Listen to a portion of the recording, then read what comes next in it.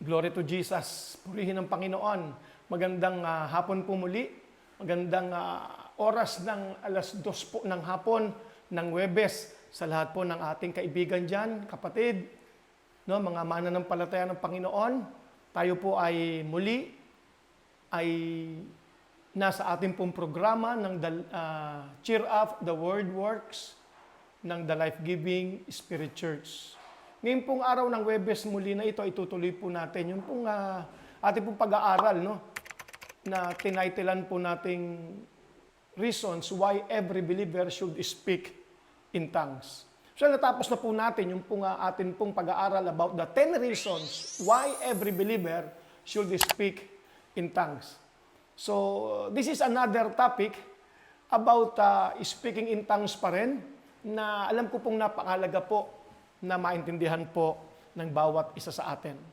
Ipaalala ko po muli ang sabi po ni Paul sa 1 Corinthians chapter 14, verse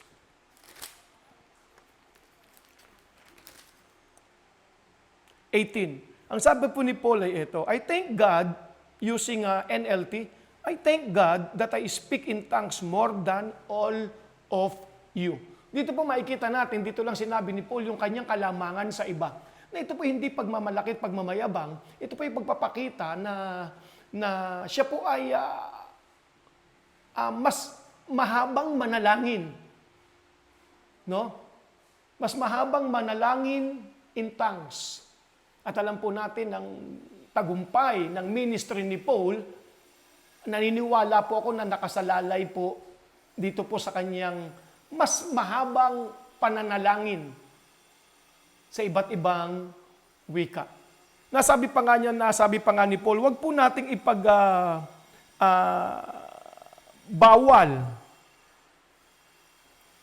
ang pananalangin sa iba't ibang wika. Sapagkat ito po raw, ang sabi niya ay napakahalaga at aking pong pinaniniwalaan. Mga magulang ko at kapatid, nais ko pong iparating sa bawat isa, ito pong pag-aaral na ito about pananalangin sa iba't ibang wika, speaking in tongues, ay masyado pong kinakalaban ng marami. Ngunit tulad po ng sabi ni Paul, nagpapasalamat siya sa Diyos. Sabi niya, I thank God, you see, that I speak in tongues more than ye all. I thank God that I speak in tongues more than all of you. Ang sabi po ni Paul. Ibig sabihin, napakahalaga po pala talaga ng pananalangin sa iba't ibang wika or speaking in tongues. Balik po tayo dun sa 1 Corinthians chapter 14, ang sabi po ng verse 2. For he that speaketh in an unknown tongue, speaketh not unto men, but unto God. Number 1, ang pananalangin daw po sa iba't ibang wika, mga kaibigan, kapwa ko mananampalataya sa Panginoon, ito daw po hindi pakikipag-usap sa tao. Ito po ay pakikipag-usap sa ating Diyos. Napakahalaga po na tayo mga tumanggap sa Panginoong Kristo, na binigyan ng karapatang maging anak ng Diyos. Ang sabi ng John chapter 1 verse 12, ang lahat ng tumanggap at nanalig sa Kanya, binigyan mismo ni Jesus ng karapatan ng taong yon na maging anak ng Diyos. Our God. At simula po noon, napakahalaga po na tayo po'y merong totohanang pakikipag-usap sa ating Diyos. Hindi pagsusumbong, hindi pagreklamo, kundi pakikipag-usap. At ayon po sa talatang ating binasa, ang 100% na kasiguraduhan na ikay nga'y tunay na nakikipag-usap sa Diyos ay sa magitan po ng pananalangin o pagsasalita sa iba't ibang wika. 1 Corinthians chapter 14, verse 2. For he, siya,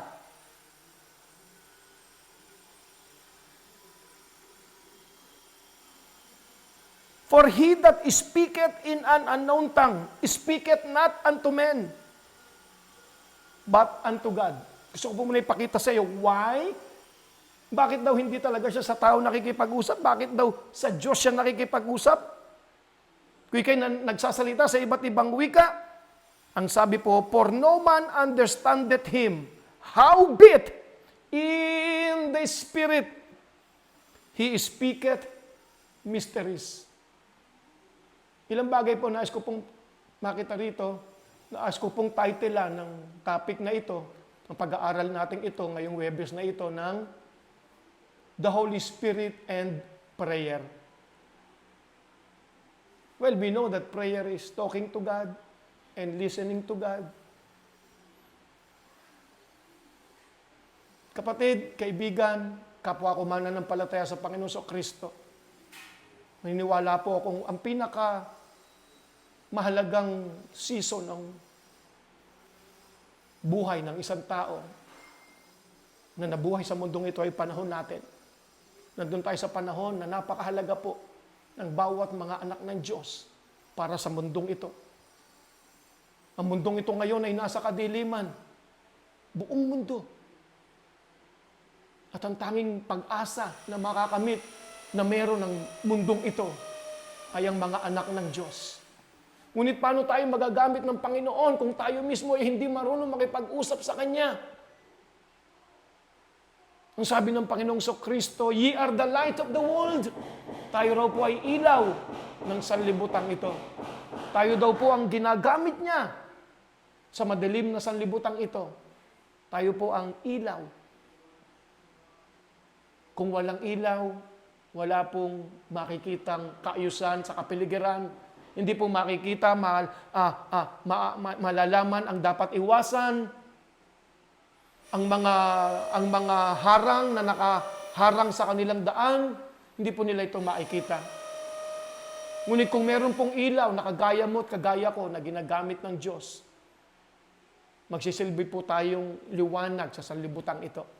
Ngunit paano natin madadala sa kanila ang mga liwanag na kailangan nila kung ikaw mismo at ako ay hindi magkaroon ng time ng pakikipag-usap sa ating dakilang Diyos? Kaibigan, malinaw po ang sabi ng Biblia. Siya na nananalangin o nagsasalita sa iba't ibang wika ay hindi sa tao nakikipag-usap. Siya ay sa Diyos nakikipag-usap.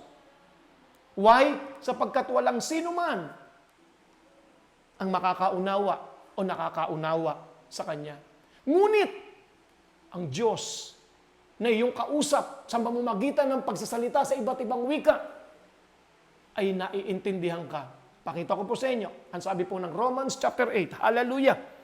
Oh, glory to God. Romans chapter 8, napakahalaga po talaga ng salita ng Diyos. Ang sabi po ng Romans chapter 8, verse 26. Now look.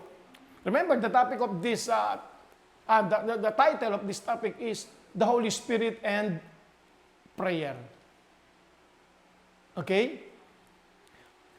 Sabi po ng Romans 8:26, likewise, the Spirit or the Holy Spirit also helpeth our infirmities. For we know not what we should pray for as we ought. But the Holy Spirit Himself maketh intercession for us with groanings which cannot be uttered. And He that searcheth the hearts knoweth what is in the mind of the Holy Spirit. Because He, the Holy Spirit, maketh intercession for the saints according to the will of God. And tapos ang sabi po ng verse 24, and we know that all things work together for good to them that love God, to them who are the called according to His purpose. Dito po natin tatapusin sa mga talatang ito na atin pong binasa ang atin pong pag-aaral. Well, kung meron po kayo nadidinig na ingay, it is because sa ating pong studyong ginagamit ngayon ay may mga nire-repair po. No? So, okay lang yan. Ang mahalaga po ay nakikinig ka, naintindihan mo, and makatutok ka sa magitan ng kapangyarihan ng banal na Espiritu Santo.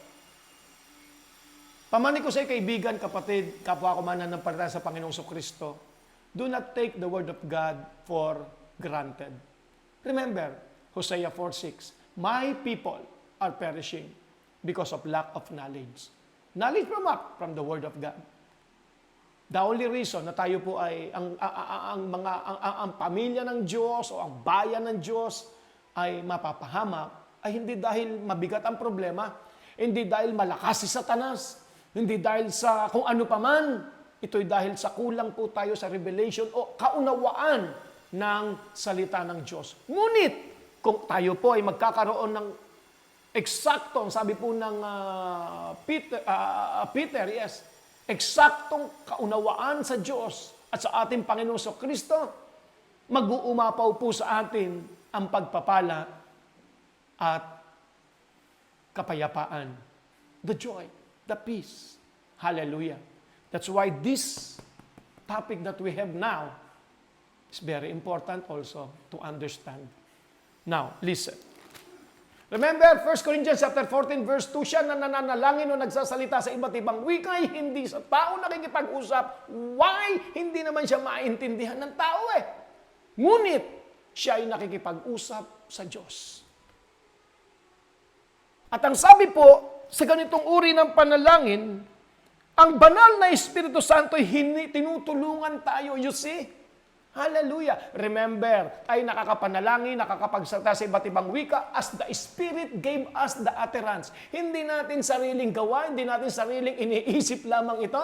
It is as the Holy Spirit gave us the utterance. Ang Holy Spirit na nasa ating puso, sa ating espiritu, ang siyang nagbibigay ng utterance, ngunit binibigkas po natin as the Holy Spirit leads. Now, yung mga pagkakataon na yon, hallelujah, ang sabi ng Biblia, likewise, the Holy Spirit, ang sabi ng King James Version, the Spirit, meaning the Holy Spirit, also helpeth our infirmities. Ano tong ating mga kahinaan nito? Kahinaan saan? For we not know what we should pray. Yes, marunong tayong manalangin. Pero may mga pagkakataon, may kahinaan tayo na hindi natin alam kung ano ang eksakto at dapat na ipanalangin sa isang particular na bagay o nararamdaman natin.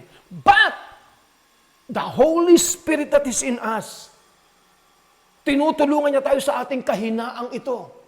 Hallelujah. Thank you, Holy Spirit.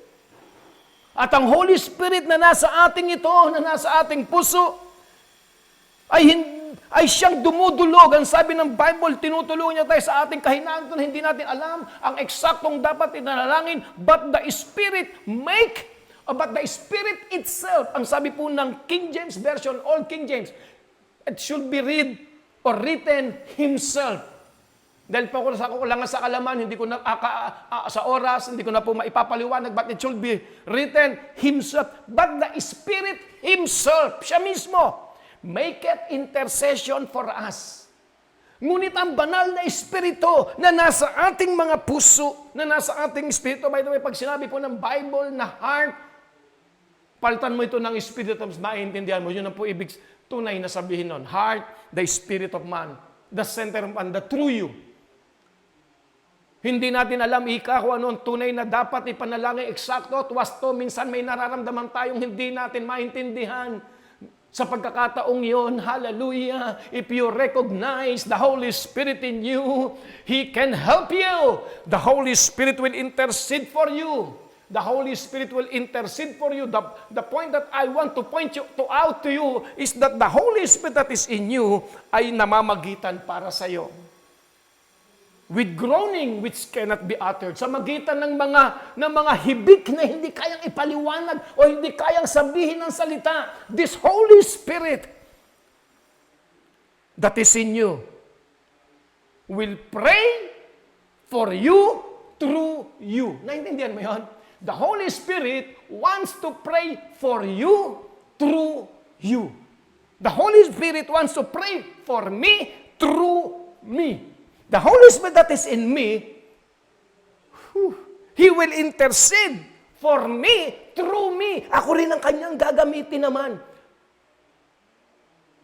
With groanings which cannot be uttered. Oh, then you can speak in tongues. Ladrosto koyahantelis branondoros kranante. Rebobosh kurohandalas treande. Ligrondolos paranontes krehay. Yun po yung mga time na meron kang di maintindihan. But if you know what is happening, what is in the realm of the Spirit, what the Word of God says about that, you know that the Holy Spirit is helping you to pray.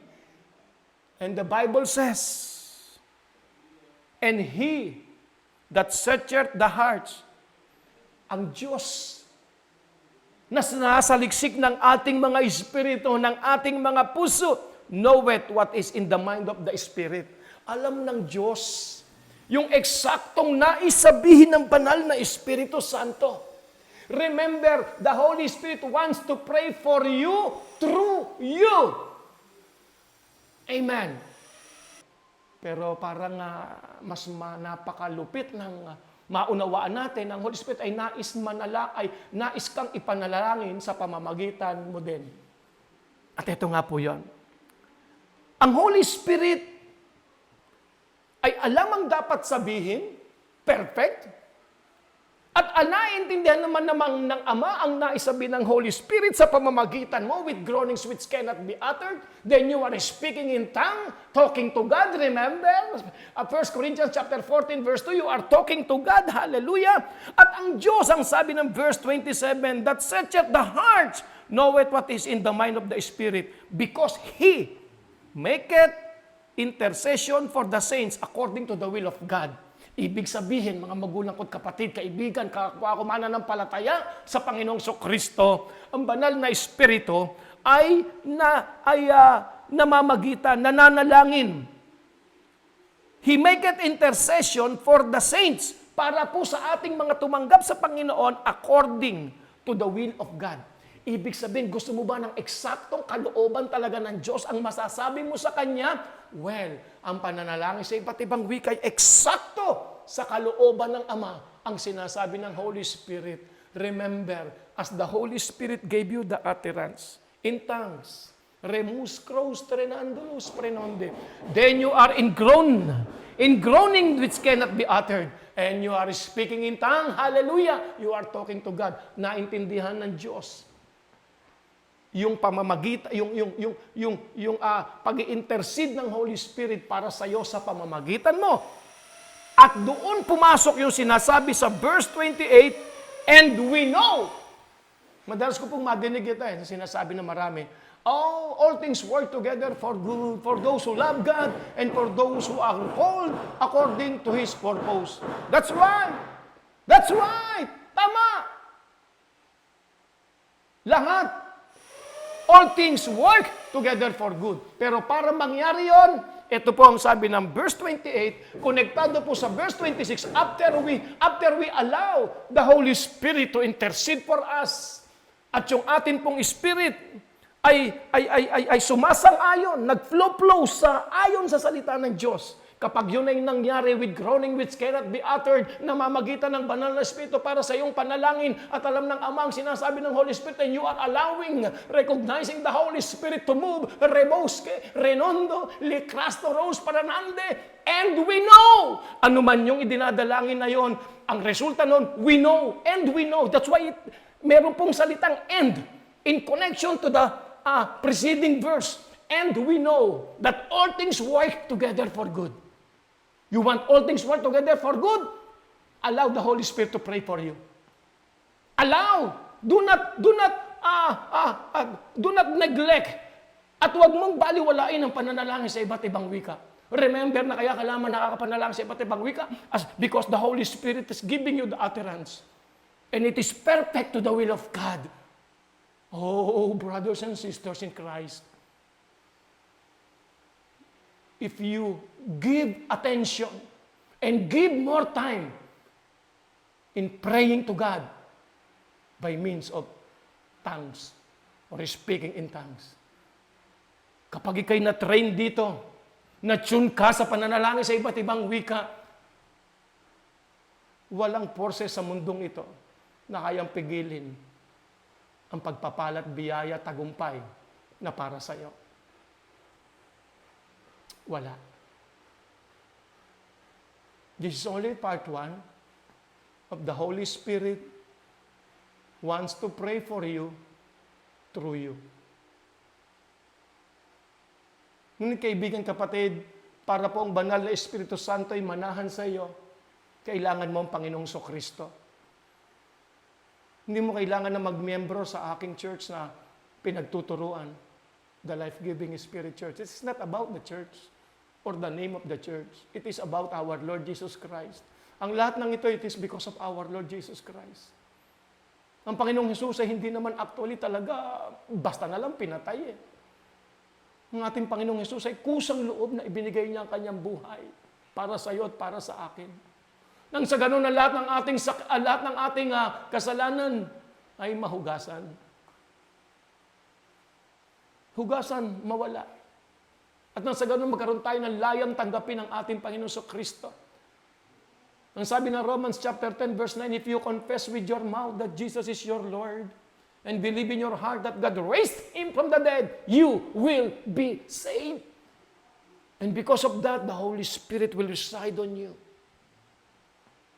And you have the right to receive in full, the Holy Spirit, and you will speak in tongues.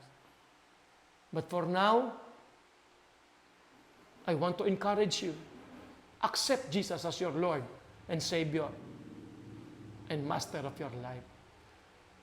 Siguro gamitin ko na rin ang ilang pong natitira pang minuto para ipaliwanag sa iyo sa pinaka-basic na paliwanag kung bakit kailangan mong i-declare ang Lordship ng Panginoong Jesus.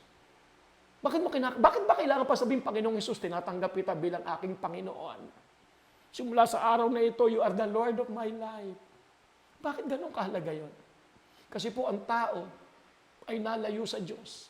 Nung magkasala si Eva at Adan, i-declare nila nung sila'y tumalikod sa Diyos, i-declare nila na ang naghahari na sa kanila ay si Satanas. So simula po noon, naghari ang sabi, kasalanan ay pumasok sa sanlibutan dahil sa kasalanan ng isang tao, that is si Eva, that is si Adan. Ibig sabihin na isurrender ni Adan ang lahat kay Satanas. Simula noon, ang naghahari na sa tao ay si Satanas. Kaya napakahalaga na dumating sa punto ang isang tao na i-announce niya, i-declare, i-confess na simula nung oras at araw na yung kagaya ngayon, na si Jesucristo nga ay iyon ng Panginoon. Ganon kahalaga yon. Inaalis mo ang paghahari ni Satanas sa iyo, tinatanggap mo ang Panginoong Jesucristo. At ang sabi ng Revelation chapter 3 verse 20, kumakatok ako sa iyong tahanan, sa iyong pinto, at kung ako iyong madinig ang aking tinig, at pagbuksan mo ang iyong pinto, ang iyong puso, ang iyong buhay sa akin, ang sabi ni Jesus, papasok ako sa iyong tahanan, at magkasalo tayong kakain. Yun yung simula na siya'y maghahari sa iyo. And because of that, you can accept now, and you can be filled the Holy Spirit. But most important, that you receive Jesus. How to receive Jesus? You confess that He is your Lord. I want to guide you. Close your eyes. Galing sa iyong puso, bigkasin mo, Panginoong Kristo. Sa oras pong ito,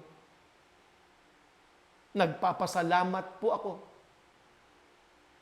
sa mga salita mo na aking nadinig. Panginoong Hesukristo, ipinapahayag ko po, ikino-confess, sinasabi, binibigkas ng aking mga labi na ikaw, Panginoong Hesukristo, simula sa oras na ito, ay akin ng Panginoon. Salamat po sa iyong paghahari sa aking buhay. Nananalig po ako, nananampalataya, na ikaw ay Diyos, na nagkatawang tao, namatay sa krus para sa akin. Ngunit matapos ang 3 araw, muli kang nabuhay. At simula noon ay hindi na muling namatay. Naghahari ka bilang Diyos. Kaya, Panginoong Hesus, sa oras pong ito, ipinapahayag ng aking mga labi, pinananampalatayanan ng aking puso, na ikaw, Panginoong Kristo, ay ang Panginoon ko. Salamat po sa karapatang maging anak ng Diyos. Salamat po sa buhay na walang hanggan na ibinigay mo po sa akin. Simula po sa araw na ito, ako po ay pinaghaharian mo na. I am now born again. Ready to receive and be filled with the Holy Spirit. Amen and amen. Congratulations, kaibigan, kapatid, tumutok ka. Sa patuloy po natin pag-aaral na ito, you will understand the Holy Spirit in you, and you will understand the power of prayer and how to pray effectively sa biyaya at patnubay at pagpapala ng banal na Espiritu Santo. Again, if you stick to the Word, you will come back with a testimony. See you again next Thursday para po sa ating Cheer Up, the Word Works program. You are blessed. Amen.